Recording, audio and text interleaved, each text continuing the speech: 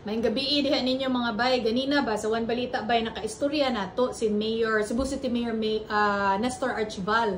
Ang ingon niya dili man kay sila apektado, dili man kay grabe ang damage dito sa Cebu tungod sa uwan.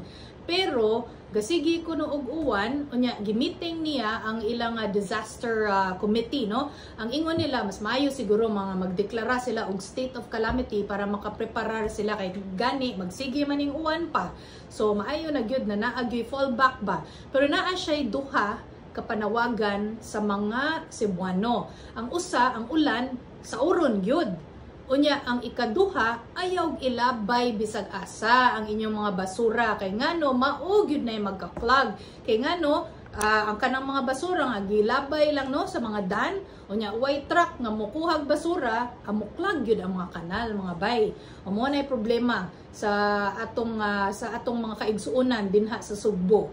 O mga bay ay kalimti kada Sabado 6 to 6:30 PM diri sa 1PH magkuyog ta tan-aw og One Balita Bay. Ako si Chicky Verhel.